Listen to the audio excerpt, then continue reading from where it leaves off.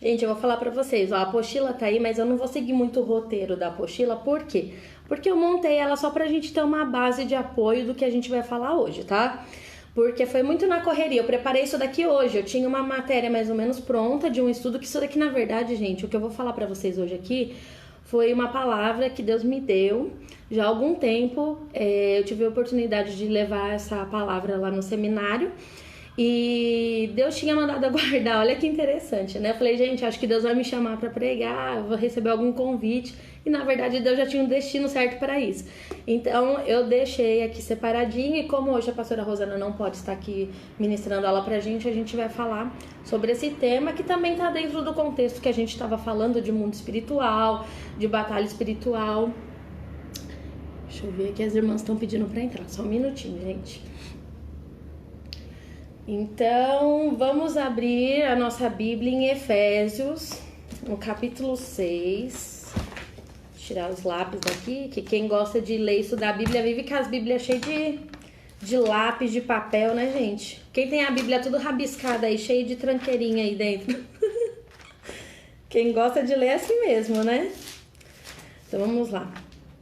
Efésios, capítulo 6... a partir do versículo 10. Na verdade, assim, gente, eu não vou ler tudo, porque assim, a gente acaba tomando muito tempo, né, a leitura. Vocês já ouviram falar, isso daqui é um tema muito conhecido. A gente aprende na escola bíblica, quando a gente é criança. Isso daqui é tema de congresso infantil, isso daqui a gente ouve falar muito, já ouviu música, louvor, tudo quanto é tipo de mensagem a respeito da armadura de Deus. Mas assim, gente, eu gostaria de interagir com vocês, porque eu sei que vocês já deram uma lida na apostila assim por cima, mas assim, eu gostaria que vocês falassem a respeito da armadura de Deus, o que vocês entendem como armadura. Porque a gente vê que Paulo aqui, ele usa de uma forma alegórica. A gente sabe que a alegoria é um modo de linguagem, é um tipo de linguagem da língua portuguesa, que é como a gente usa a expressão de, como que eu posso dizer assim, criar, comparar, na verdade, né? Uma imagem a outra usando um modelo. Então, ou seja, ele usa aqui a armadura do Império Romano como um exemplo para poder exemplificar a armadura do cristão. Mas assim, com base no que vocês já ouviram, que vocês aprenderam, principalmente quem cresceu dentro da igreja, o que vocês entendem por armadura de Deus? O que vocês já ouviram falar a respeito? Eu gostaria de ouvir vocês, vamos lá. Quem não se manifestar, vou chamar pelo nome, gente. Quero ver vocês participam, né? A irmã Maria já dá até risada. Fica, ai, Jesus, misericórdia. Me chama não. Vamos lá, gente. Vou chamar pelo nome, hein? Raquel, você, amiga, que tá começando agora. Já pego de vez, já, amiga. É assim que funciona, ó. Vai pegando o jeito. Nossa, eu nem cheguei. É assim, amiga, tem que estar preparado. A armadura é igual nós vamos falar da armadura, tem que estar preparado. A armadura de Deus é bem aquilo que muita música infantil mostra, né? Que tá vestido com a couraça da justiça, o capacete, a espada. Na verdade, é que assim, eu já ouvi, a gente ouve muito, né? Acho que a internet dela caiu, gente. A internet dela caiu. Vamos lá, mas alguém quer falar enquanto ela não entra? Ou ela entrou? Peraí, deixa eu ver, gente. Acho que ela entrou aqui. Voltei. Voltou. Gente. Não sei o que aconteceu, eu voltei. Então, muita gente, desde pequeno eu estava na igreja e falam, né, que a Bíblia realmente, a palavra de Deus é a espada. Mas eu entendo que a gente tem que se proteger, né? Porque é uma guerra espiritual. E como que vem a proteção? É através da palavra? Mas é através de jejum, através de oração, através da santificação. Porque assim, o inimigo, quando ele ronda tudo, né? Ele não dorme. Então, ele vai com as setas dele. A gente tem que se proteger com a Bíblia, oração, jejum, busca conhecimento, né? Conhecer a Deus, porque a Bíblia é a palavra dele revelada. Então, a armadura seria isso mesmo, a gente estar capacitado no Senhor, né? Para todo laço, para toda arma que o inimigo levanta contra nós, né? Eu acho que seria isso, esse princípio. Você me pegou de surpresa, mas dando uma geral, assim, eu falaria que é isso. É isso mesmo. Então, não, mas é assim mesmo, Raquel. Vai assim, ó, as meninas não se manifestam, eu vou chamando pelo nome. Eu quero ver a participação, porque justamente o grupo é para isso, pra gente se desenvolvendo, perder a vergonha. Igual eu falei pra ela, vocês acham que eu não tenho vergonha, gente, de vir aqui e falar também? A gente tem vergonha, não parece, mas eu sou tímida, tá? E a gente fica com vergonha, né? É uma responsabilidade, mas assim, é pra gente se exercitar mesmo, pra falar da palavra de Deus, né? Então, assim, é basicamente isso que a Raquel falou mesmo. Só que o que acontece? Quando Paulo ele faz essa comparação de uma armadura com a outra, eu confesso pra vocês, assim, a gente vai desconstruir um pouco disso, porque assim, eu já ouvi algumas pessoas falar assim, olha, eu tô em batalha espiritual, eu vou me vestir da armadura de Efésios 6. Daí eu fico pensando, peraí, como é que é? Assim, vai se vestir? Então, peraí, não tá pronto, né? Peraí. A gente vai entender esse contexto, né? Porque a gente vê que às vezes a gente fala na nossa ignorância do falar mesmo, assim, de falta de conhecimento. Algumas expressões, algumas falas que não condizem com aquilo que está na Bíblia. Então, hoje a gente está aqui para aprender realmente o que é essa armadura de Deus, amém? Então, vamos lá. Essa armadura de Deus aqui está escrito no livro de Efésios, como a gente, né, pegou por base aqui, a partir do versículo 10. Na verdade, assim, essa carta é destinada ao povo de Efésios. Alguém já teve a oportunidade de ler a carta de Efésios? Alguém já leu ela, assim, num contexto geral, assim, para poder entender o porquê que Paulo chegou a falar e mencionar em relação a essa armadura? Se alguém falou, não precisa falar, só dar um joinha, assim, alguém já entendeu, assim, o contexto, só pra gente poder entender, porque daí eu vou pegar lá na raiz pra gente poder entender melhor. Bom, acho que não, né? Vamos lá. Em Atos, capítulo 18, a partir do capítulo 18, vai nos falar da trajetória de Paulo, né? E Paulo, ele sai de Corinto e ele vai para Éfeso. E chegando em Éfeso, vocês podem abrir depois a Bíblia de vocês, até fazer a anotação, acho que eu não marquei isso na apostila, né? Eu não me recordo. No capítulo 18, a partir do capítulo 18 já começa a falar ali, né? Mas mais assim, especificamente no capítulo 19, fala a respeito de Paulo chegando em Éfeso. A cidade de Éfeso é uma cidade antiga, né?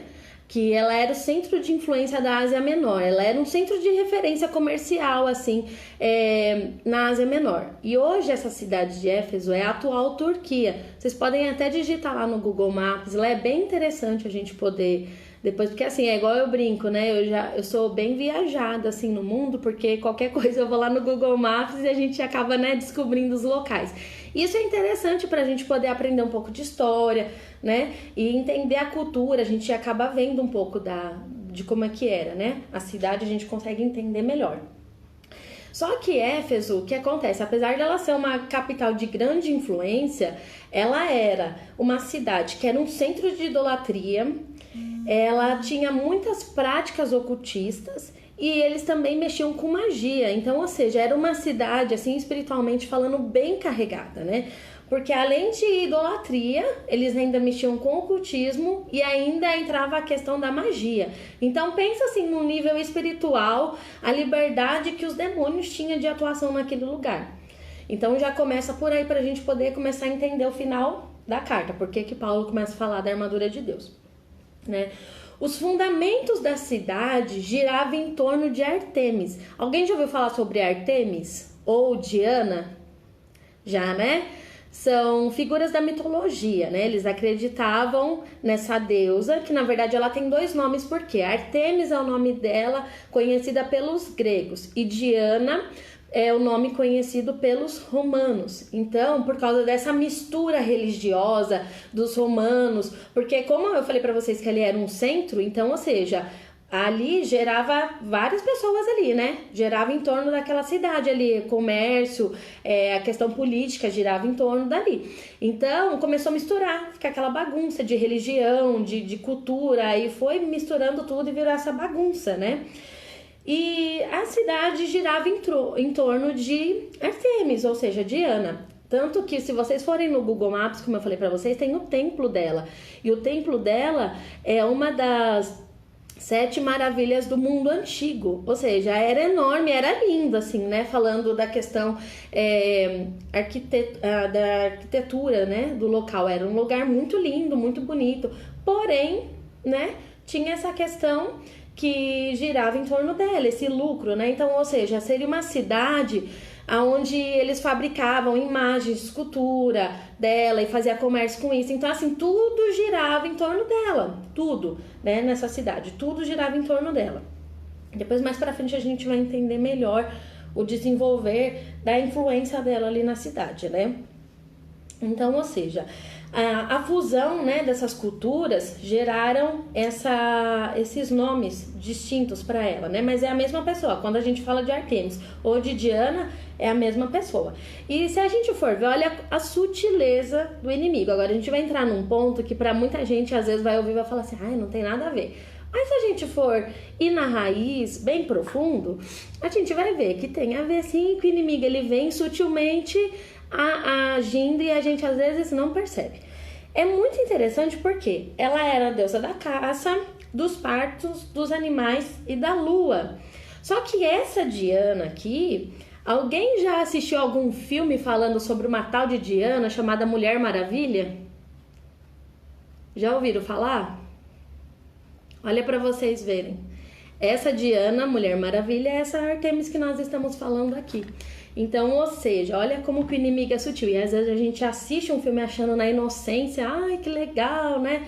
Igual hoje eu vi aqui no Instagram, eu não sabia também, referente a filme. Eu não vou entrar nesse contexto, mas é só uma alerta pra gente ver como que o mundo espiritual, ele atua e a gente às vezes não percebe a influência do inimigo, né? São portas, brechas bem sutis que a gente abre às vezes e o inimigo acaba tendo influência, né, sobre a nossa mente e trabalhando ali, né, porque ela é um símbolo de poder, de feminilidade, né, exalta a mulher naquele nível de empoderamento, né, que a gente vê que leva para um outro lado, né, o inimigo ele deturpa, porque que ele pega as nossas fragilidades, ai, nossa, mulher, você pode, você consegue, realmente você pode em Deus, só que o que acontece? A versão distorcida disso gera o que? Esse feminismo que a gente vê aí, que as mulheres, né, faz o que faz aí em nome das mulheres, que não me representa. Igual eu falo, eu sou feminina, não sou feminista, né? Eu tenho muitas pessoas que não concordam, mas é a minha visão bíblica. É impossível a gente ser feminista e querer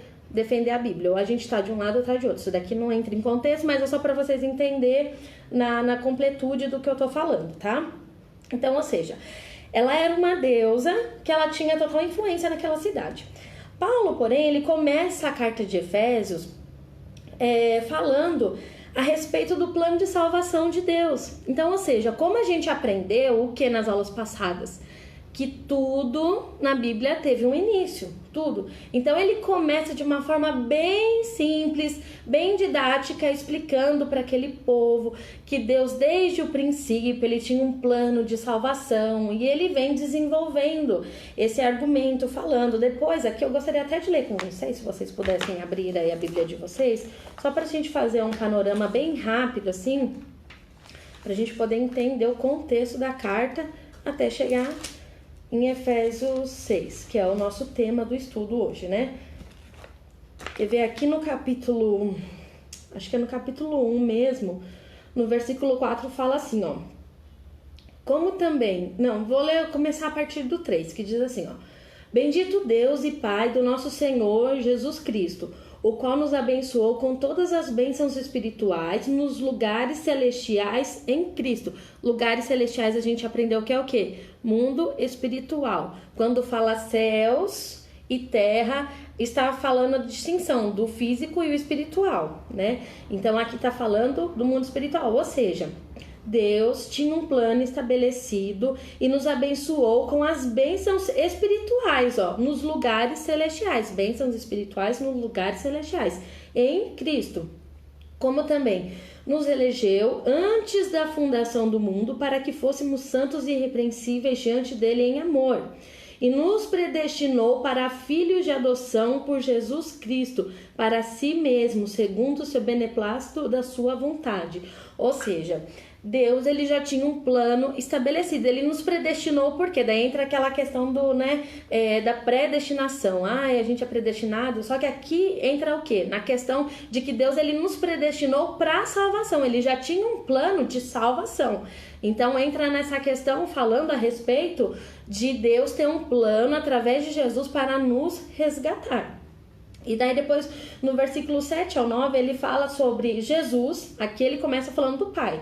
Depois ele fala de Jesus, falando a respeito da redenção. E depois aqui no versículo 13, ele fala assim: em que também vós estáis, depois que ouvistes a palavra da verdade, o evangelho da vossa salvação, e nele tendo crido, foste selado com o Espírito Santo da promessa. Ou seja, Paulo, ele é bem enfático falando a respeito do Pai, do Filho e do Espírito. Então, ou seja, ele começa essa abordagem falando que desde o início, olha como que Paulo é completo na mensagem dele. Ele não fala apenas que Deus tinha um plano, ele fala a respeito que Deus tinha um plano e que 3 pessoas distintas, que é um único Deus, estava atuando para que esse plano se executasse. Então ele vem de forma bem sistemática, e às vezes a gente lê, e não presta atenção nesses detalhes. Mas por quê? Porque era uma cidade pagã, totalmente pagã. Então ele precisava falar, tanto que mais lá pra frente ele vai falar que existe um único Deus, um único Senhor. Por quê? Porque lá eles tinham esses deuses, ali mistura muita coisa. É claro que assim, a principal deus ali era Diana, mas vocês acham que não tinha outros deuses? Misturando uma cultura com a outra, essa questão da mitologia, se a gente for ver bem, tanto a grega quanto a romana, até que não entra em contexto aqui, a egípcia também, são vários deuses, então assim, não é um só, são vários, então mistura muita coisa ali. E Paulo, ele vem enfatizando esse plano de salvação que Deus já tinha estabelecido desde o início, que foi o que a gente leu lá semana passada em Isaías 46:10, que fala que Deus, ele já tinha um plano estabelecido desde o princípio, falando a respeito do fim. Ou seja, aqui Paulo, ele vem enfatizando isso para aquele povo e mostrando que havia só um único Deus. Então ele vem desenvolvendo toda essa doutrina bíblica. Por quê? Porque a base bíblica, a doutrina bíblica, ela é tridimensional. É interessante porque se a gente for ver bem, Deus, ele é Pai, Filho e Espírito. O homem é corpo, alma e espírito. Tudo, olha só como que Deus, ele é completo. Até marquei aqui para não esquecer, gente. O nosso corpo, ele é dividido em locomoção, emoção e instinto.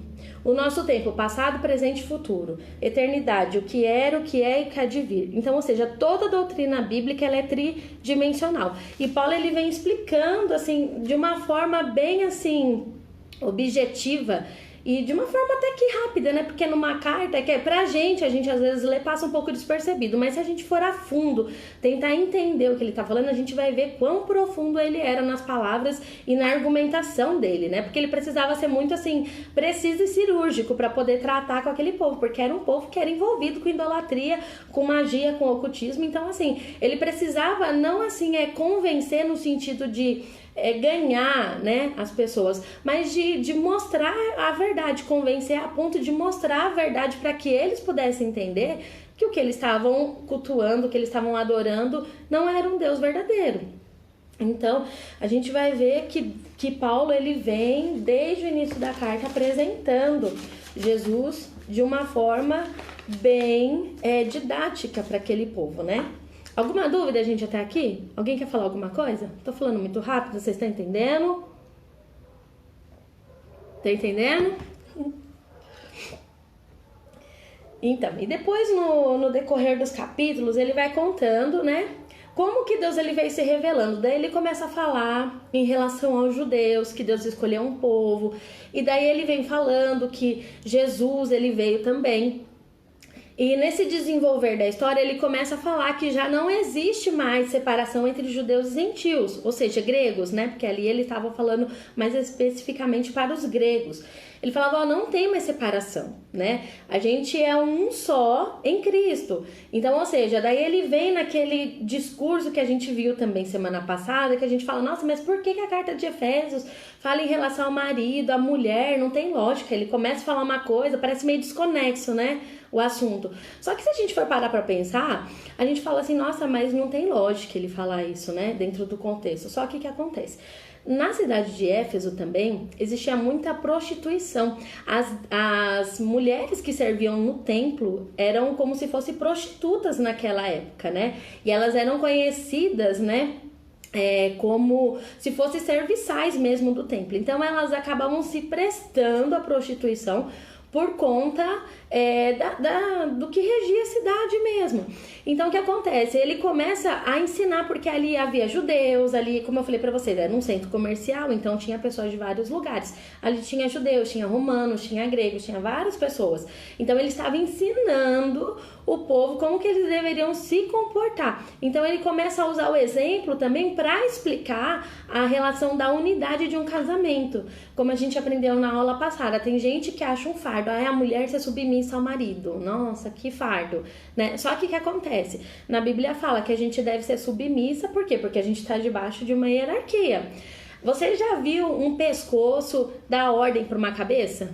Não tem lógica, né, gente? Então, por isso que a mulher é submissa. Então, assim, a gente é um pouquinho assim para pôr a cabeça para pensar, né?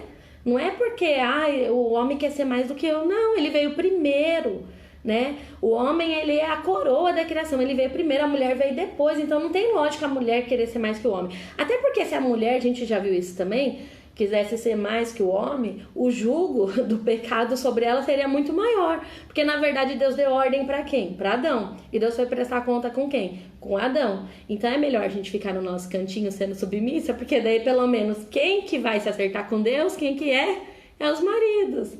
Então, ou seja, é uma bênção. A gente precisa entender esse contexto. E Paulo, ele vem explicando isso para o povo de Éfeso, né? Explicando a questão do marido tratar bem. E a gente sabe, a gente aprendeu isso na aula passada, que Adão, né, o homem em si, ele representa o quê? Jesus. E a mulher, a igreja. Então, quando fala de homem e mulher na Bíblia, fala desse casamento, dessa união, dessa unidade, porque dois se tornam um. Então, ou seja, até Paulo fala, já não vivo eu, mas Cristo vive em mim. Não é mais a minha vontade, é a vontade de Deus. Então, quando eu ando com Deus, eu preciso ser um com Ele, eu preciso andar em concordância. E tem gente que fala assim, eu preciso orar para que os meus planos venham a ser alinhados com os de Deus. Amém. Só que assim, independente de você orar, se você está em Deus, você precisa ser submisso ao que Ele fala. Às vezes vai contra a sua vontade. Quantas vezes eu agi contra a minha vontade por amor a Deus, né? A Raquel é testemunha disso, né, Raquel? Houve um fato na minha vida que Deus falou, vai e faz. Eu falei, Deus, eu não quero fazer, não quero. E Deus falou, não, você vai fazer. E eu tive que fazer por amor e obediência. Então, assim, Deus, ele também vai colocar em teste para saber a nossa fidelidade. E a gente vai ver isso daí também mais pra frente ali, né? Então, o que acontece? Paulo, ele vem didaticamente explicando essa questão do plano de salvação, ele vem falando a respeito de Jesus, ele vem falando a respeito da unidade que a igreja deve ter, da unidade que o corpo deve ter com a cabeça, né? Então, ou seja, ele vem explicando isso didaticamente através dessa carta para aquele povo.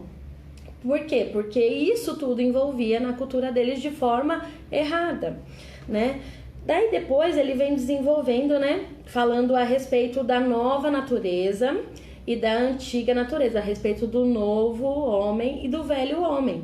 Então, ou seja, quando eu aceito a Jesus, já não, como eu falei para vocês, não é mais a minha vontade, é a vontade de Deus que prevalece. Então, eu preciso matar esse velho homem, né? Às vezes a gente tem vontade de agir por nós mesmos, só que daí a gente pensa, será que eu vou escandalizar a Deus? Será que Deus vai se agradar do que eu estou fazendo? Então entra essa questão da gente analisar aquilo que a gente fala, aquilo que a gente às vezes tem vontade de fazer. Por quê? Porque eu preciso nascer de novo. Eu preciso ser diferente do que eu era. Eu não posso agir da mesma forma que eu agia antes. É igual eu sempre falei aqui pra vocês, né? Eu era o tipo de pessoa que eu falava assim, eu nasci assim, eu vou morrer assim. Quem gostar de mim vai ter que gostar do jeito que eu sou. Só que Deus, ele tem uma forma linda, gente, de quebrar a gente por completo. Quando a gente fala uma coisa assim, ele fala, vai ser agora, peraí. Né? Eu já tenho uma coisinha assim destinada pra você ali na frente que a gente vai desconstruir tudo isso que você falou. Porque a especialidade de Deus é mostrar o quanto a gente tem um pensamento errado acerca de nós mesmos. Porque igual eu falei pra vocês também, quando Deus ele chama Jacó, ele já tá visando Israel. Então, ou seja, quando Deus ele nos chama, ele já tá olhando para o que a gente vai ser lá na frente. Então não tem lógica a gente querer achar que a gente pode competir com Deus. Não, é só assim. Não, peraí, se Deus me chamou, eu vou sofrer mais ainda. Então é aquele ditado, né? Aceita que dói menos. Então vamos para os pés da cruz, é melhor chorar, sofrer de uma vez só, do que ficar ali padecendo, né? O restante do tempo sofrendo e lutando com a gente mesmo. Porque com Deus a gente sabe que ele não perde, né? Batalha. Então se ele determinou, tá determinado. Então o que é mais fácil pra gente? Obedecer, né? Então daí entra a questão, né, que ele vai encerrar depois no capítulo 6 falando a respeito dessa armadura. Mas antes da gente entrar no detalhe dessa armadura, eu gostaria de falar pra vocês a diferença, porque a gente vê muito assim, se falar em questão de luta, de prova, tô passando luta, tô passando tribulação, tô passando, né, a gente vê muito isso, só que são 3 coisas distintas. Luta, prova e tribulação são 3 coisas distintas. A luta, na verdade, essa guerra que a gente trava no mundo espiritual contra Satanás, né? Então, ou seja, a gente está numa luta constante contra o quê? Contra as trevas, contra os planos das trevas. E como que a gente sabe? Efésios capítulo 6, versículo 12 nos fala, porque não temos que lutar contra a carne e sangue, mas sim contra principados, contra potestades, contra os príncipes das trevas desses séculos, contra as hostes espirituais da maldade nos lugares celestiais. Ou seja, nos lugares celestiais a gente aprendeu que é o quê? É o mundo espiritual. Então, ou seja, eu não desço o nível da luta para cá. Muito pelo contrário, eu tenho que travar minha batalha, lutar lá em cima, porque a guerra acontece lá. Por que as nossas armas são espirituais? Por que não é? Porque se fosse aqui na terra, se fosse carne e sangue, seria aqui. Mas como é guerra espiritual, por isso que é a importância do jejum, da oração, porque são armas espirituais. Então eu não posso lutar de qualquer maneira. Eu preciso estar armado espiritualmente, né, para poder vencer essas guerras. Então, a luta, na verdade, se fala a respeito dessa batalha mesmo que a gente trava com as trevas. A prova, na verdade, ela vem de Deus. Às vezes a gente fala, tô numa prova, não fala. Só que é Deus quem nos prova. E a prova disso tá lá em Deuteronômio. Eu gostaria que alguém lesse Deuteronômio, capítulo 8, versículo 2. Alguém poderia ler pra gente? Gostaria que vocês lessem para vocês verem que é Deus que nos coloca na prova. Deuteronômio 8, versículo 2.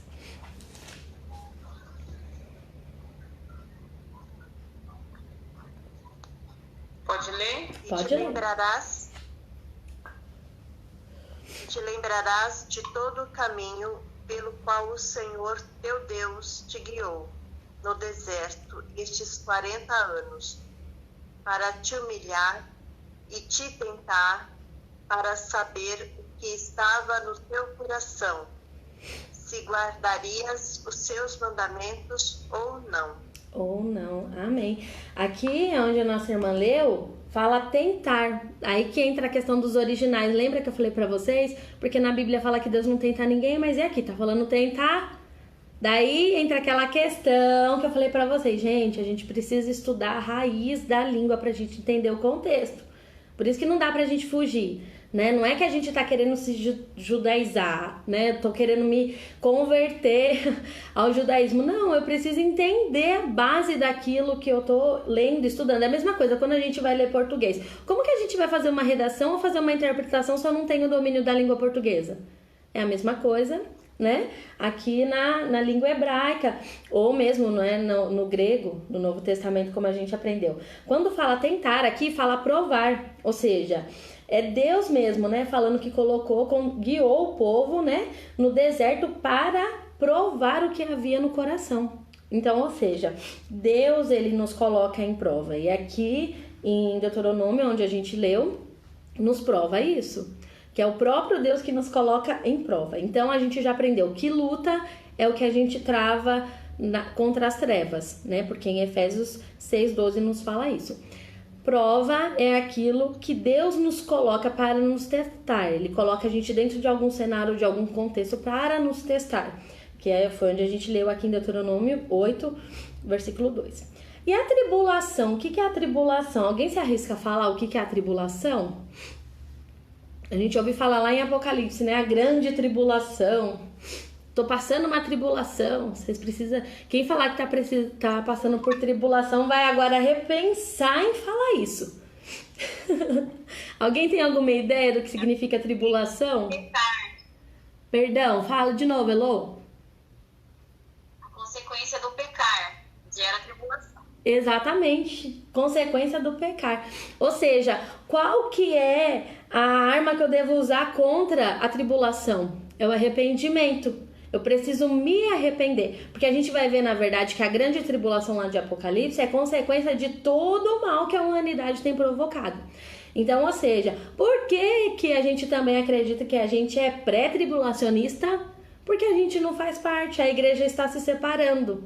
Então, se a tribulação ela é oriunda do pecado do homem, a igreja pode sentir o princípio das dores, que é o que eu acredito que a gente está sentindo. Mas a tribulação em si a gente não vai passar. Porque como a gente aprendeu também, que eu já falei nas outras aulas, é como a Arca de Noé. Sodoma e Gomorra estavam em estado de total depravação. Deus falou, vou destruir. O que ele faz? Ele separa Noé e sua família. Era para ter mais pessoas ali? Era. Só que ninguém quis saber. Então, o que acontece? Deus, ele deu escape. Então, para toda situação, ele vai salvar, ele vai livrar os dele. Ele sempre fez isso na história. Então, não tem lógica. É claro que, assim, são pontos de vista teológicos, não vou entrar nesse debate. Tem gente que tem uma visão, tem outra, mas a palavra que nos orienta. Se tribulação, ela é oriunda do pecado do homem, então a gente entende que a gente não vai participar da grande tribulação. Por isso que a gente acredita que a igreja vai ser arrebatada nesse tempo. Mas, enfim, né? Discussões teológicas à parte... A luta, a gente se vence com o quê? Com jejum, oração e essa armadura que a gente vai ver aqui. A prova, como que a gente vence a prova? Tem algum jeito da gente vencer a prova? Que a gente sabe que a prova é Deus que nos coloca. Tem algum jeito de vencer a prova? Permanecendo em obediência. Exatamente, Mailda. Permanecendo em obediência e mais ainda, acrescento mais. É a gente louvar a Deus e agradecer Ele. Porque quando Deus pede para Abraão dar o filho dele em sacrifício, em nenhum momento ele questiona. Em nenhum momento ele fala, ai Deus, por que o Senhor me deu e agora o Senhor vai tomar? Não, ele foi em obediência. Porque Deus, quando ele nos coloca em prova, é exatamente como diz aqui em Deuteronômio. É para ver o nosso coração. O que se passa no nosso coração?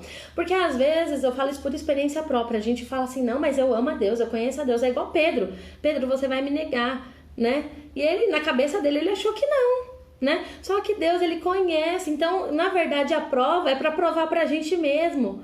É confronto pra gente mesmo, pra gente olhar e falar, poxa vida, eu falei que eu era. Porque eu fico imaginando Pedro, né? Jesus falou pra ele, ó, você vai me negar 3 vezes. Ele imagina, se for preciso eu morro pelo Senhor. Primeira vez que já confundiram ele lá, né? Ó, você não é um daqueles que anda... Não, eu não sou não. Mas não deu nem tempo, acho que da pessoa falar, ele não, peraí, não sou eu não. Com medo. Então, ou seja, confronto. Quando a gente é confrontado, a gente não tem o que pode falar, Raquel. Não, desculpa te cortar. Pode falar. Você me lembrou uma coisa, né? Que você está falando da prova de Deus. A prova, ela tem muito dele moldar o nosso caráter. Exatamente. Né? Então, ele vai moldar o nosso caráter. Ele tem uma parte na Bíblia que fala que o nosso caráter tem que ser o caráter de Deus. Então, ele vai estar moldando a gente sabe, a prova é isso, é para você se chegar a Deus, é para você ter o caráter de Deus, para você se conhecer e saber até que ponto você é tão fraco que você precisa dele para te ajudar, né? É só verdade. Um parênteses aí. Não, sim, é tão verdade isso, porque assim, a questão de Jacó mesmo, quando ele tá ali no Val de Jaboque, que ele começa a lutar com o anjo, o anjo pergunta pra ele, tá? Ele lutou a noite inteira ali, né?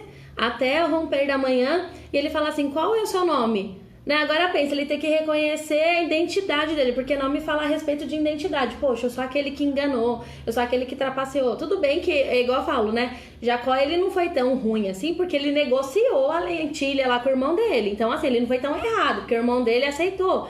Então, ou seja, né, pagando, né, ele fez um negócio, comerciante, né, negociou, então não tá tão errado. Mas, assim, também não estava certo, por quê? Porque ele usurpou de uma situação que não era pra ele, mas, assim, Deus, ele viu no coração dele aquilo que Esaú desprezou. Então, ou seja, Deus investiu nele, né? Só que o que acontece? Na hora mesmo que a gente tem uma mudança, assim, que Deus, ele quer mudar a nossa história, a gente entra nessa zona de confronto, né? Nem de conforto, né? De confronto mesmo. Porque Deus, ele pega e ele revela a nossa verdadeira identidade. É igual com Isaías. Quando Isaías, ele começa a contemplar a glória de Deus, ele começa a ver, ele fala, ai de mim que sou um homem que habito num povo de impuros lábios. Eu também tenho os lábios impuros, né? Então, ou seja, quando a gente se depara com a grandiosidade da glória de Deus, a gente começa a entender quem é Deus, a gente começa a reconhecer a nossa fragilidade. Por isso que a prova é tão necessária na nossa vida, e às vezes a gente não entende. Ai meu Deus, por que eu tô nessa prova? E eu falo por experiência, eu acredito que as irmãs também.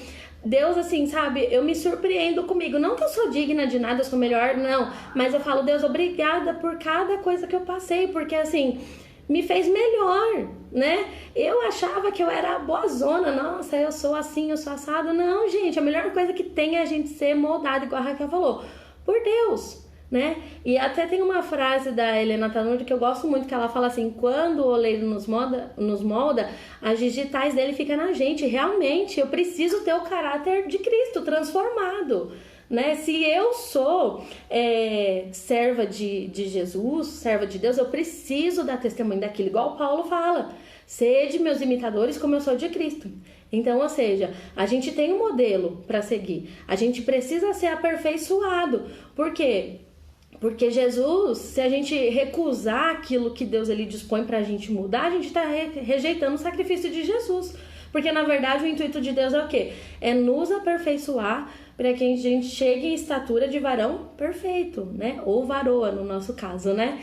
Para que a gente venha a ser transformada, né? Transformado. Então, por isso a importância. E como ela falou, a questão da tribulação, né? A tribulação, a gente vai ver a consequência do pecado. Em Gênesis a gente viu isso, né? 3:17. Por quê? Porque foi através do homem ter errado que começou todo aquele caos na terra. Então, ou seja, a tribulação ela é oriunda do pecado do homem. Então, vocês aprenderam a diferença de luta, prova e tribulação. Então, às vezes, quando vocês estão nervosas, principalmente as irmãs, quando a gente tem criança pequena, fica, ai meu Deus, que luta, essas crianças. A gente vai pensar 2 vezes, né? Peraí. Se for luta, então a gente tem que orar e repreender, porque a gente aprendeu aqui que luta é o quê? Espiritual, né? Então, é só uma brincadeira à parte, tá, gente? Pra descontrair, mas é isso daí. Está na palavra de Deus, né? Daí depois também Paulo aqui no capítulo, voltando lá, vamos abrir lá em Efésios. Mas, pode falar, irmã Hilda. posso fazer um adendo aqui em Jacó? Com certeza. Isso acontece quando a gente quer dar uma ajudinha para Deus. Porque no versículo 23, lá em Gênesis 25, diz assim: e o Senhor lhe disse, 2 nações há no teu ventre, e 2 povos dividirão das tuas entranhas. E um povo será mais forte do que o outro povo, e o maior servirá ao menor. Então, já existia um propósito que Jacó seria, né, o escolhido. Mas Sim. Aí a gente quer dar uma mãozinha para Deus, e a gente não espera o tempo de Deus. Verdade. E aí a gente utiliza desses artifícios, né? Então, a gente tem que, com isso, aprender o quê? Só esperar em Deus. Verdade. Era só isso que eu queria agregar. Não, sim, é verdade. É igual Sara lá com Abraão e Agar, né? Vamos falar a verdade, né, gente? A gente que é mulher casada, ela foi muito corajosa. Você pegar seu marido e dar pra sua concubina, eu não ia fazer um negócio desse, não. foi muito corajosa. É claro que na época a gente brinca assim, mas o contexto era esse, né? Eles precisavam ter descendência. Então a mulher colocava a concubina, as suas servas para dormir com o marido, mas eu acho que mesmo vivendo naquela época não seria capaz dessas coisas, gente. A gente às vezes passa à frente de Deus e a gente acaba assim, criando um problema muito maior ainda. E eu falo isso por experiência, gente, por experiência, assim, sabe? A gente passa à frente de Deus, a gente, assim, atropela, a gente atrasa tudo na nossa vida, principalmente no espiritual. A gente atrasa muito. Isso que eu tô fazendo aqui, de estar vindo conversar com vocês, é uma promessa antiga de Deus que eu via quando eu era criança. Olha o tempo que retardou. Eu falei, gente, eu tô igual Jesus, tô começando o ministério depois dos 30, né? Espero que eu já cheguei no 33, acho que eu vou viver mais, né? Mas assim, a gente retarda as coisas de Deus. Por quê? Porque a gente acha que a gente sabe das coisas que a gente não sabe. E hoje eu tava até assistindo uma live da pastora que eu gosto muito. Depois, se as irmãs que tiverem Instagram quiserem assistir, a pastora Flávia Pontual, ela é uma bênção, gente, mulher de Deus, profeta, uma bênção. Deus usa ela, uma mulher séria de Deus.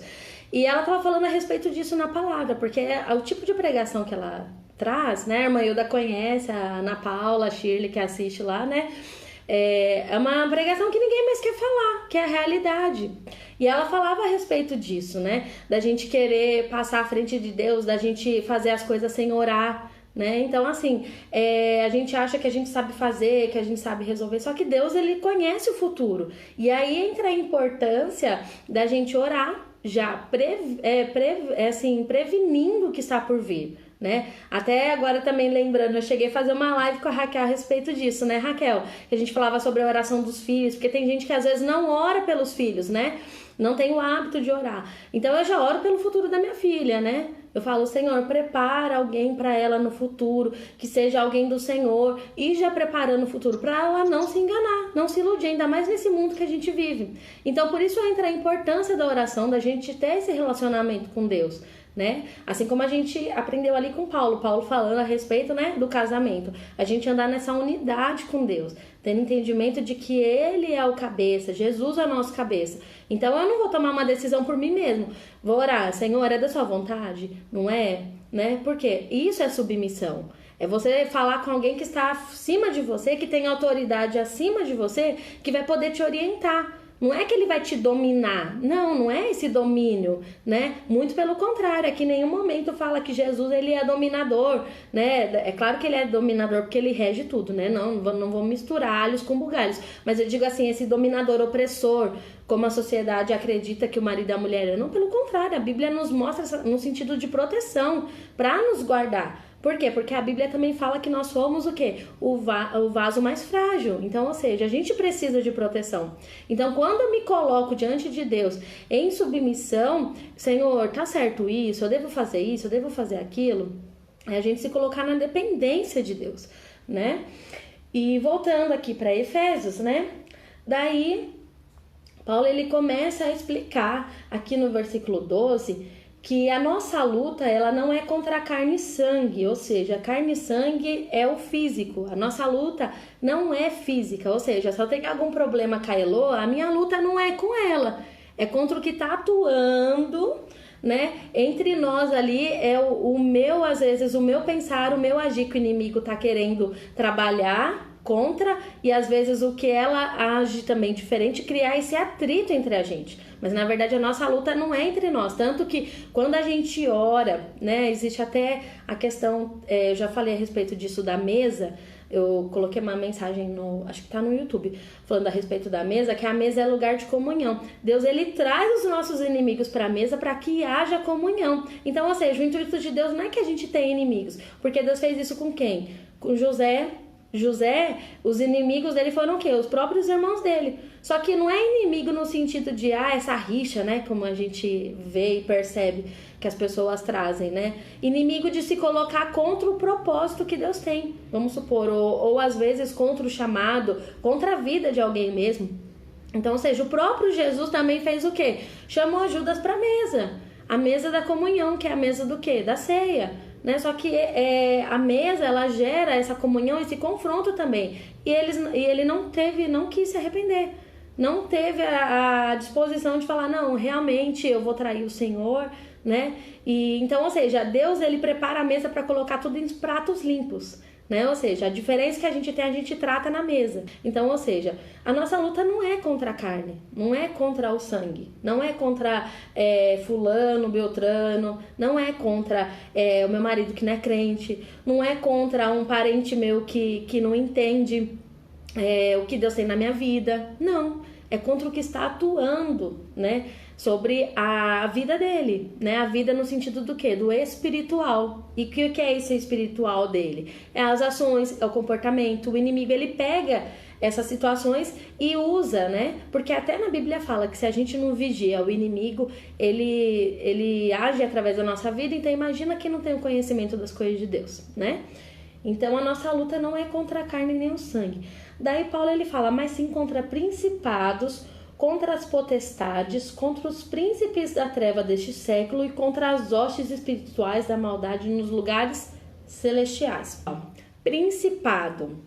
Principado vem do grego e significa principal, líder, ou seja, é um dominador e ele rege os poderes mais altos, ou seja, o que é? Nações. Então, ou seja, principados é aquele nível de hierarquia superior, é os maiores que atua em nações.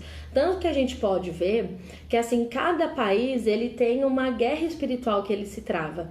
Em alguns países você vai ver que é a prostituição, em outros países você vai ver que é os vícios. Aqui no Brasil é uma junção de tudo, né? Porque aqui é prostituição, aqui é um pouco de tudo. Eu falo que o Brasil é a terra que planta dá, tudo que planta aqui dá, né? Então, ou seja, ao mesmo jeito que a terra é abençoada, o inimigo tenta investir do outro lado também, né?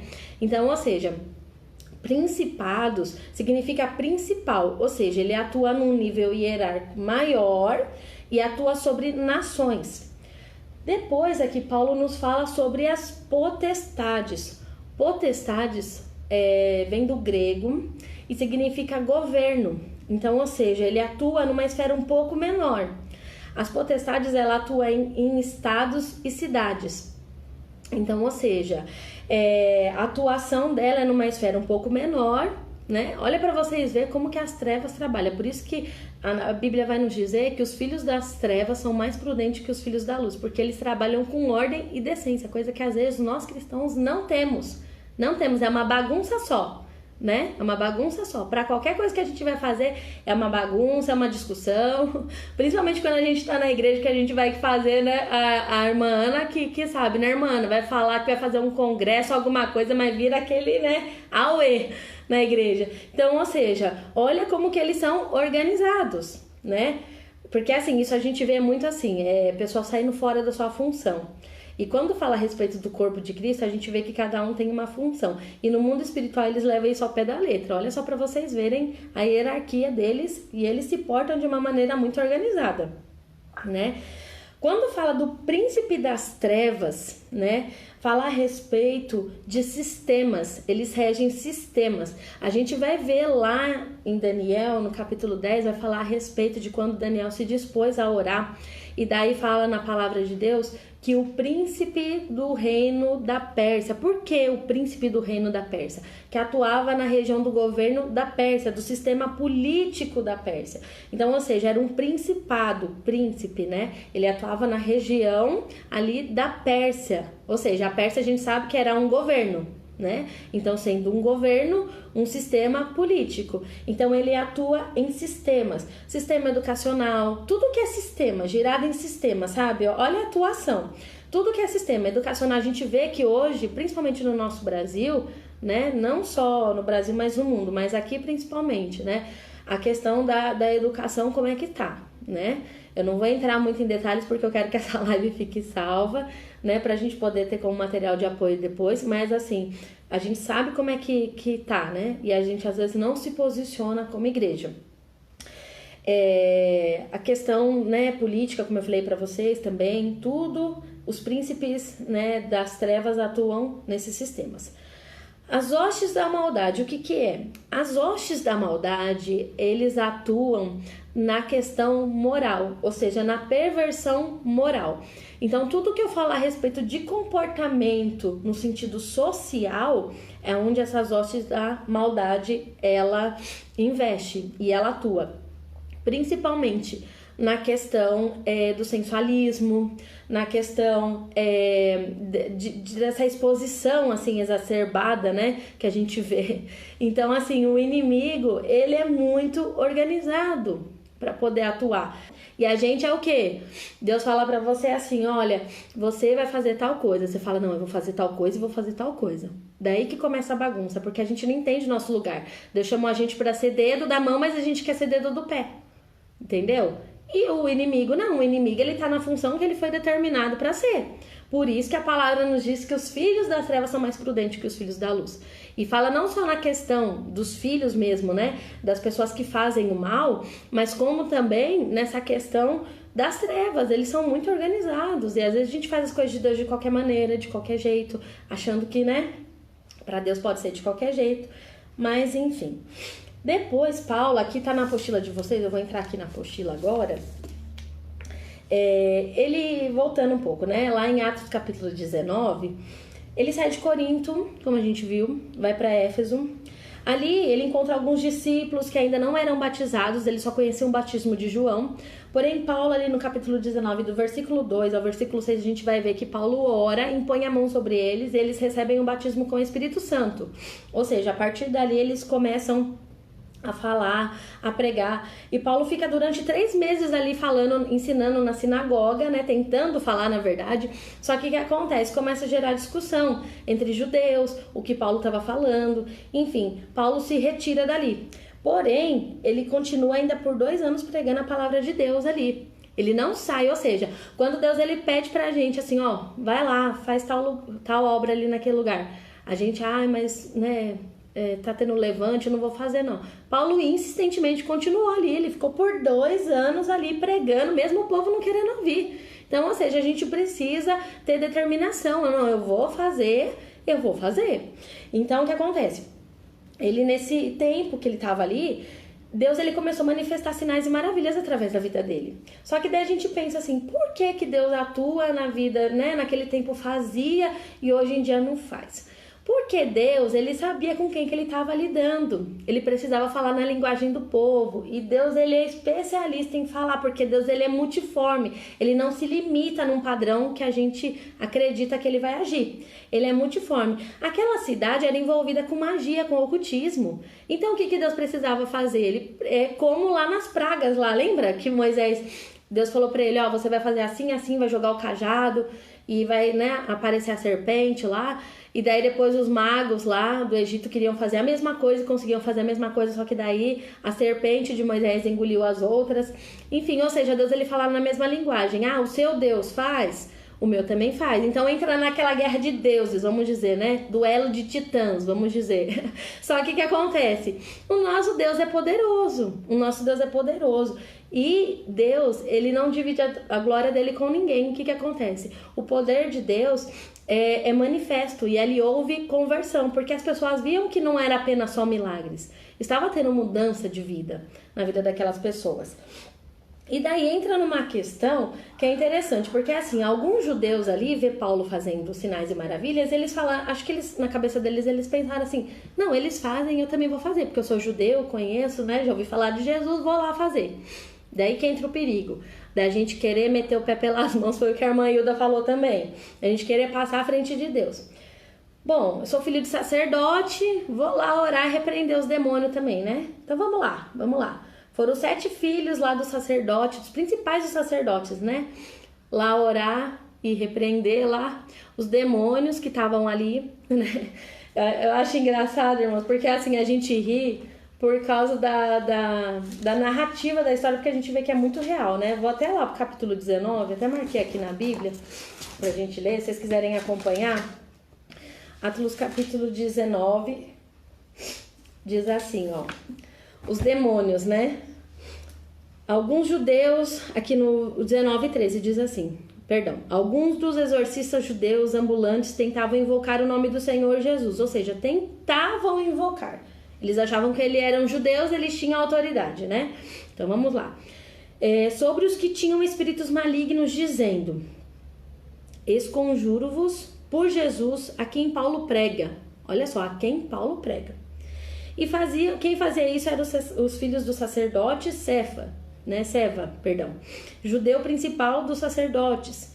E o espírito maligno, né, que estava ali na vida daqueles homens ali, ele começa a falar assim, ó, eu conheço Jesus, eu sei bem quem é Paulo, mas quem é você? Né? Tipo assim, eu não te conheço. Aí entra a questão da nossa identidade em Deus. Você precisa saber quem você é em Deus para você repreender demônio. Não é só chegar lá, sai em nome de Jesus. Por que a gente vê até pastores, né? Eu sei que alguns pastores vão me ver aqui falando, mas é uma realidade. Por que alguns pastores vão lá, ora, repreende, e o demônio não sai? Primeiro lugar, porque não tem fé. Porque batalha espiritual a gente vence com armas espirituais. Se você vai orar acreditando na sua própria força que o demônio vai sair, não vai sair. Você tem que ter fé e acreditar na autoridade que há no nome de Jesus, porque a autoridade ele nos deu. A gente precisa fazer uso disso. Qual é a nossa identidade no mundo espiritual? É pra gente se pensar isso daí. É uma pergunta para se pensar. Mas então, armadura de Deus. Paulo ele usa essa alegoria, que é um tipo de linguagem, né, que é uma expressão que representa alguma coisa. Então ele pega a armadura romana e ele traz como uma forma bem didática para explicar para aquele povo que eles deveriam se armar da armadura de Deus, né? E ele começa falando aqui, Efésios, voltando lá para Efésios 6:10. Fortalecei-vos no Senhor e na força do seu poder. Gente, eu sei até de cor, porque isso daqui foi tema de congresso anos e anos da minha infância. A gente sabe de cor, tem hino, tem tudo, né? Mas olha só. Fortalecei-vos no Senhor e na força do seu poder. Deus é a fonte de poder. Ou seja, o poder vem dele. Eu preciso me fortalecer em Deus para que eu possa entrar em uma batalha espiritual. Eu não posso entrar em uma batalha espiritual de qualquer maneira, né? Porque eu sei que vai vir ataque. E na verdade não é o inimigo que nos ataca, é a igreja que está indo para cima das trevas. Então, ou seja, o que o inimigo vem é no contra-ataque. Então eu preciso me armar, porque eu tô indo para cima, né? Quando eu começo a orar e interceder por alguém, por que vem o levante? Tem gente que fala, retaliação não existe. Como que não existe? É a igreja que vai para cima das trevas, é a igreja que vai para cima do inferno, né? Tanto que a palavra de Deus fala que as portas do inferno não prevalecerão contra a igreja. Ou seja, olha o poder e a autoridade que a igreja exerce na terra. E às vezes a gente fica fazendo corpo mole. Ai, meu Deus. E outra coisa, gente, quando a gente vai expulsar demônio, a gente não fica assim, ai, Senhor, tem misericórdia, meu Deus. Gente, sai no nome de Jesus. É autoridade. Demônio a gente não conversa, é igual a pastora Rosana falou nas lives anteriores, falando a respeito da serpente. A gente não conversa, a gente não negocia, não tem conversa com o diabo. Sai em nome de Jesus. Entendeu? É na autoridade. Na autoridade do nome de Jesus eu te repreendo, sai em nome de Jesus. Então é autoridade. Daí ele fala aqui, né? Na força do seu poder, ou seja, a fonte de poder é Deus, né? Daí ele fala assim, ó. Para que possais estar firmes contra as astutas ciladas do diabo. Ciladas fala a respeito do quê? Lembra aquele hino 212, se eu não me engano, da harpa? No lance imprevisto. Gente, tem gente que canta esse hino sem entendimento de nada. Ali vocês estão falando pro inimigo, pode vir que eu tô preparado. E a gente, eu quero estar com Cristo. Onde a luta se trava, daí começa a luta, meu Deus, que misericórdia.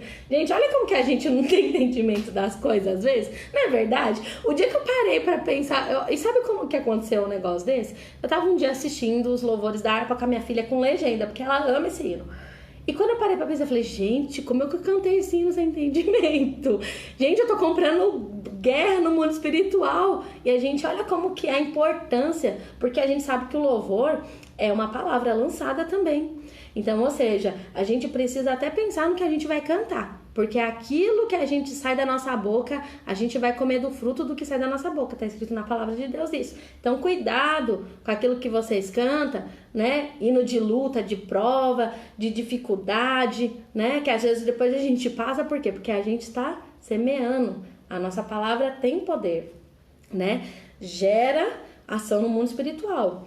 Então, ou seja, quando fala de ciladas aqui, fala dessa ação, dessa emboscada de surpresa, né, que o inimigo arma. Então, ou seja, se ele arma alguma coisa rápida, né, de surpresa, uma armadilha, uma cilada, peraí, eu tenho que estar preparado, porque eu vou saber a hora que ele vai atacar? Não, então já começa por aí, eu não vou me armar da armadura de Deus, eu tenho que estar armado, eu não posso me armar, né, numa guerra, eu já tenho que estar preparado. Como que eu vou pra guerra e vou calçando lá, né, os equipamentos? Não tem como, gente, a gente tem que estar preparado, né? tomai toda a armadura de Deus. Tomai toda a armadura de Deus. Daí Paulo, ele fala a respeito dessa armadura e ele começa falando assim, ó, no versículo 14. Cingindo os vossos lombos com a verdade. Por que a verdade? Porque a gente precisa viver em verdade, né? E a gente sabe também que a verdade, ela traz segurança pra gente. Porque assim, pode ser a pior das notícias, mas quando a pessoa fala a verdade, aquilo conforta a gente. Então, ou seja, a gente precisa andar em verdade. Só que a gente sabe também que a palavra de Deus nos orienta que o nosso falar deve ser sim, sim, não, não. E por quê? A verdade, na verdade, ela é uma pessoa.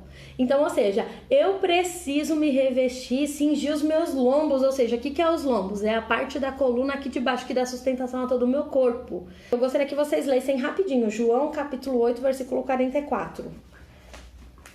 Para vocês entenderem que a verdade, ela é uma pessoa. Quem que vai ler pra gente aí? João,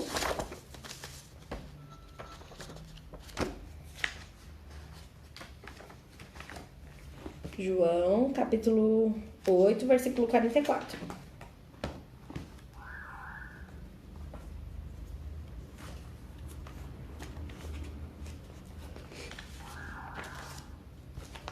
Vós tendes por pai ao diabo, e quereis satisfazer os desejos de vosso pai.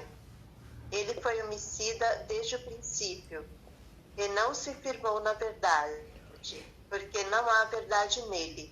Quando ele profere mentira, fala do que lhe é próprio, porque é mentiroso e pai da mentira. Pai da mentira. E por que o diabo é o pai da mentira? Ele podia ser o pai do adultério, o pai do roubo, do furto. Só que, na verdade, todos os pecados começam com uma mentira. Foi assim no Jardim do Éden também, né? Adão, onde que você está? Né? Ah, eu me escondi porque eu tava nu. Mas quem que falou que você tava nu? A mulher, ó, já tô adiantando, gente, minha mente é acelerada, né? Mas quem falou que você tava nu? Você comeu do fruto? Ah, eu comi, mas foi a mulher que o Senhor me deu. Peraí, ele comeu porque ele consentiu. Né? A mulher, ele estava junto com a mulher. Agora a irmã Hilda ressaltou bem nas aulas passadas. Ele estava junto com a mulher. A autoridade estava sobre ele. A responsabilidade era ele de guardar o jardim. Mas ele não, ele foi o quê? Omisso. Ele não assumiu a culpa dele. Ele devia falar, não, realmente Deus, o Senhor me deu uma ordem, eu comi, eu errei. Não, pelo contrário. O que ele fala? Foi a mulher. Né? E aí já começa a mulher ser subjugada, como a gente viu, né? Já começa lá atrás na queda. Porque é consequência do pecado. Então, a irmã tá dando risada, né? E é verdade. Daí a culpa vem tudo pra cima da mulher. Tudo é culpa da mulher, né? Mas na verdade, ou seja, o diabo, ele é o pai da mentira. Então, ou seja, todos os pecados geram em torno da mentira. Por isso que ele é o pai da mentira. Porque tudo começa na mentira. Então, quando a gente anda em mentira, a gente acaba se tornando filho dele. Porque aqui na palavra de Deus nos diz isso, né? Depois, passando mais pra frente, aqui fala sobre a couraça da justiça. Efésios capítulo 6, versículo 14. Né? A justiça, é interessante que a couraça, ela protege os órgãos vitais. Ou seja, essa parte do peito onde tem o coração, o pulmão, são os órgãos vitais que nos geram vida. Né? Então, aqui em 1 João capítulo 3, versículo 7, fala assim: Filhinho, ninguém vos engane. Quem pratica a justiça é justo, assim como ele é justo. Ou seja, eu preciso ser justo como Deus é justo. O que é justiça? É equidade, fala a respeito de equidade e igualdade. Então, ou seja, eu não posso agir de forma injusta. Né? Sabendo que uma situação está errada, eu concordar com o erro. Não, eu preciso me vestir da justiça de Deus. Por quê? Porque ele é justo, eu preciso ser justa como ele, né?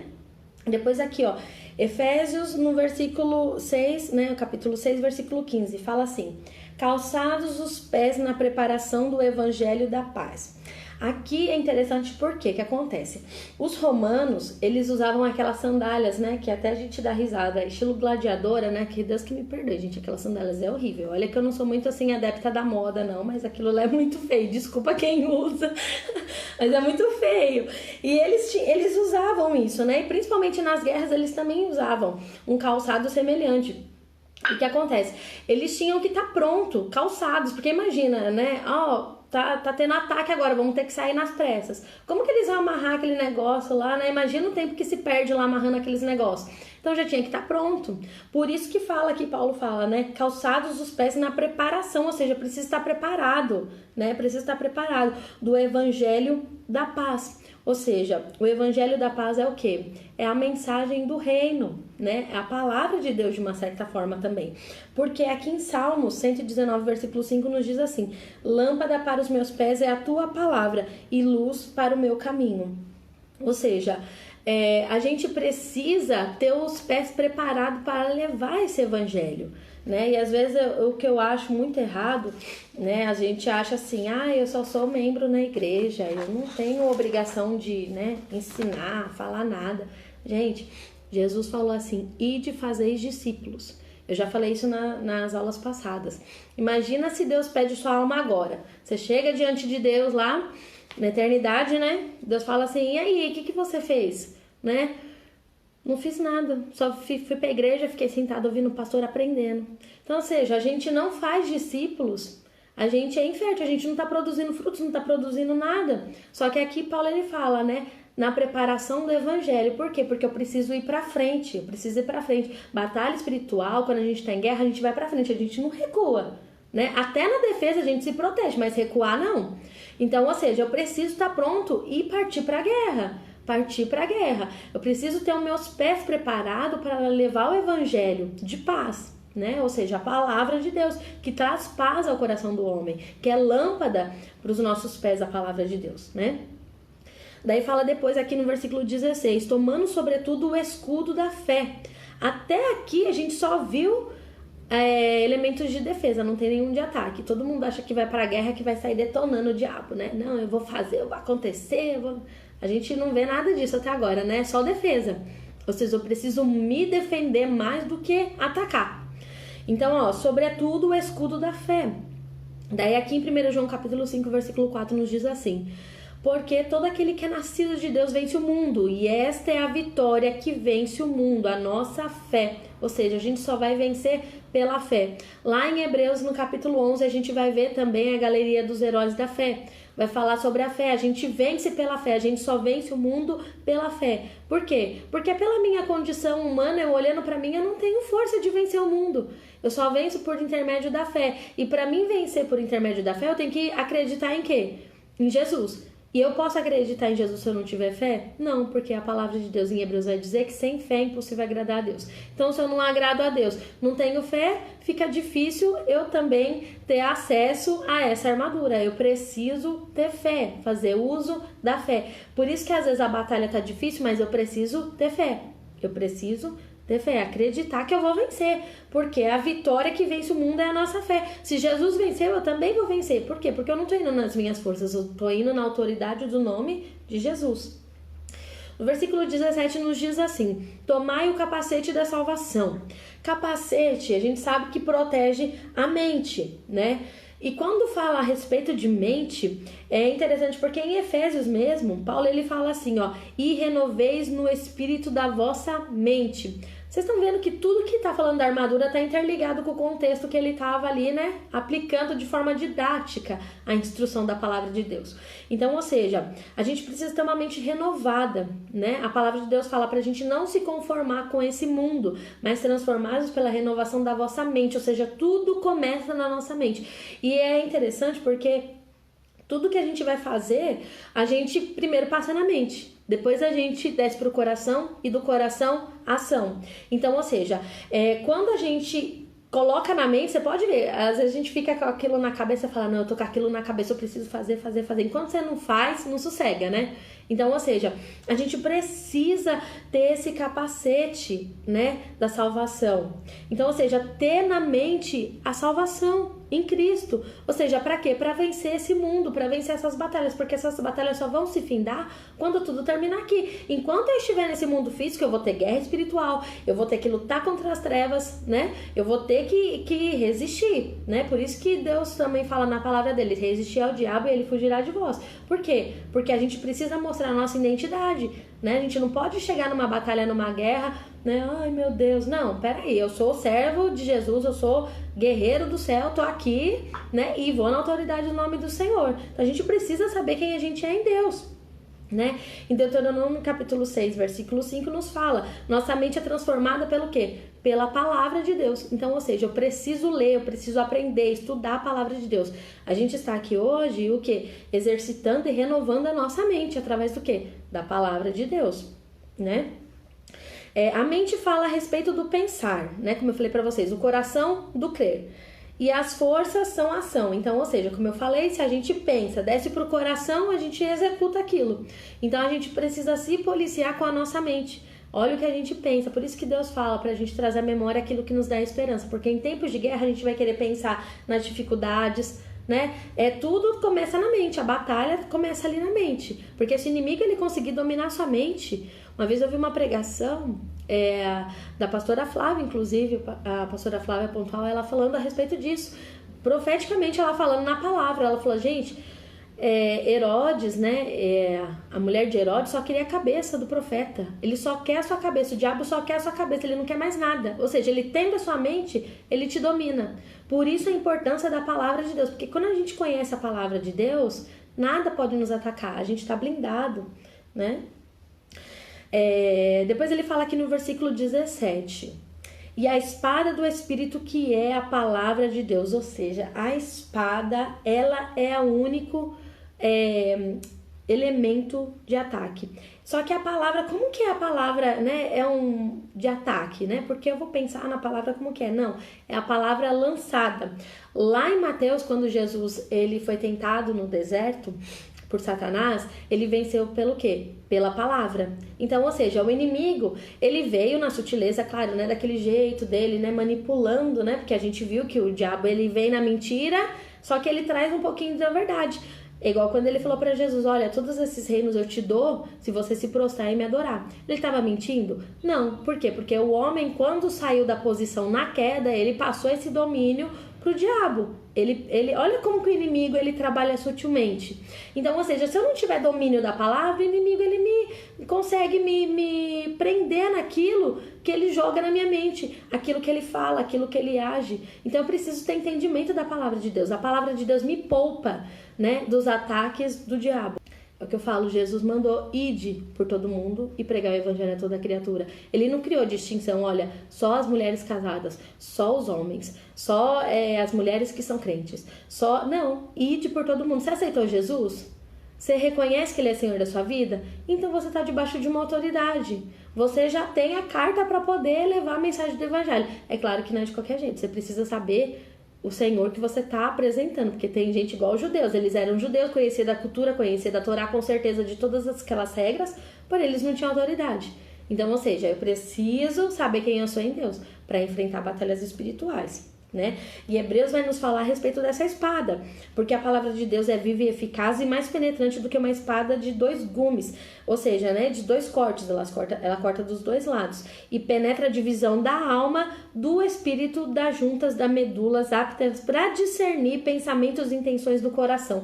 O inimigo, ele vai vir com acusação. O que você vai usar? Nenhuma condenação há para os que estão em Cristo Jesus. Eu já falei para vocês a respeito de oração.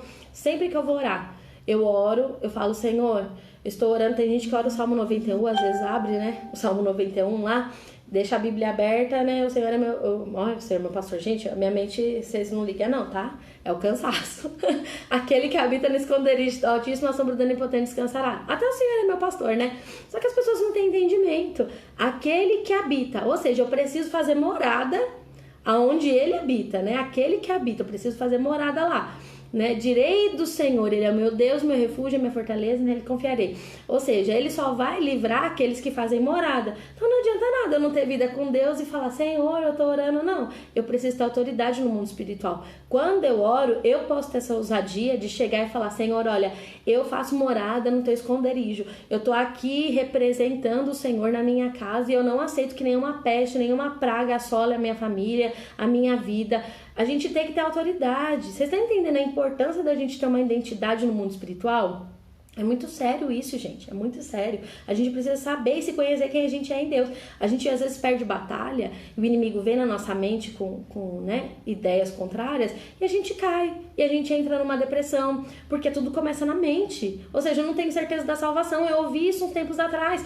Eu vi uma pessoa perguntar: como que eu faço pra ter certeza da minha salvação? Gente, pelo amor de Deus, a gente tá na igreja, como que você não vai ter certeza da sua salvação? Então peraí, vamos aceitar Jesus de novo, irmã? Vem aqui, vamos fazer uma oração, chama o pastor pra fazer o apelo de novo, porque não ter certeza da salvação, gente. Então peraí, vamos rever.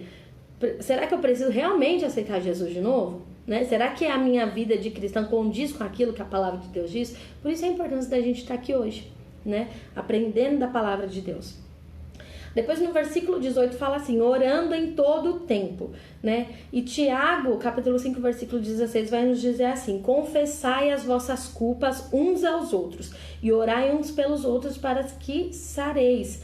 A oração feita por um justo pode muitos em seus efeitos. Ou seja, aqui Paulo ele está falando a respeito da gente estar orando em todo o tempo, em oração. Por quê? Porque a oração é a ligação direta que nós temos com Deus. É através da oração que a gente se comunica com Deus. Jesus orou, né? E por que Jesus orou? Ele sabia de tudo. Por quê? Porque ele veio para cumprir a lei. Então ele precisava ser o modelo. O modelo a gente tem. Então a gente só precisa executar. Então, ou seja, a vida de Jesus é o exemplo para a gente seguir. Só que a gente vê aqui que a gente fala, né? Da verdade, da salvação, da palavra, tudo. A armadura, ela não é espiritualista. Na verdade, a armadura, ela é o próprio Jesus. Eu preciso me armar de Jesus. Por quê? Porque ele é que é o autor e consumador da minha fé. Porque é ele, através dele, que eu tenho a salvação. Olha só o que a gente falou desde os inícios da aula. Por isso que eu acho assim erradíssimo essas pregações que não falam de Jesus. Porque não tem como, gente. Vocês já ouviram falar de Jesus na armadura de Efésios? Nunca ouviram, né? Ninguém vai falar pra vocês que a armadura de Efésios é o próprio Jesus, né? Ou seja, a palavra é quem? Ele é a própria palavra. Ele é o verbo que se fez carne, né? Então, ou seja, eu preciso de me tomar toda a armadura de Deus. Por quê? Porque ele é a verdade, ele é a justiça, ele é a paz, ele é a fé. Ele que produz a fé em mim, né? Ele é a salvação, ele é a própria palavra. Então, ou seja, eu preciso me armar de Jesus, eu preciso conhecer Jesus, eu preciso ter uma profundidade, uma intimidade com Jesus para que eu venha vencer essa batalha espiritual. Por quê? Porque ele nos dá autoridade, é no nome dele. Tanto que ele fala no meu nome, por quê? Porque ele é a própria armadura. No meu nome vocês expulsarão demônios, pisarão serpentes e escorpiões, não é isso? Então, ou seja, ele é a própria armadura. Eu preciso me revestir. Tanto que Davi vai falar que o próprio Deus é o escudo dele. Então, ou seja, Deus é o nosso escudo. Ele é a nossa armadura. Ele que nos protege, ele que nos guarda, né? Então, ou seja, a atitude também, elas são atitudes práticas. Elas são atitudes práticas. Eu preciso praticar a palavra, eu preciso exercitar a minha fé, eu preciso orar, eu preciso ter uma mente renovada, né? Então, ou seja, a palavra de Deus, ela nos dá direção para tudo isso. E Paulo, ele faz esse desfecho falando a respeito dessa armadura, porque guerras espirituais a gente só vence com armas espirituais. Ou seja, as nossas batalhas, a gente precisa levar o quê? Até os céus, porque as guerras acontecem ali, é o que está escrito na Bíblia. Ah, Ela, você está fazendo heresia, imagina. Não, as guerras acontecem no âmbito espiritual. Então, ou seja, eu preciso usar de armas espirituais para que nós possamos vencer. Só para finalizar, gente, eu sei que já deu o horário, mas só para a gente finalizar, eu vou ler aqui, para não tomar tempo, Marcos, tá bom?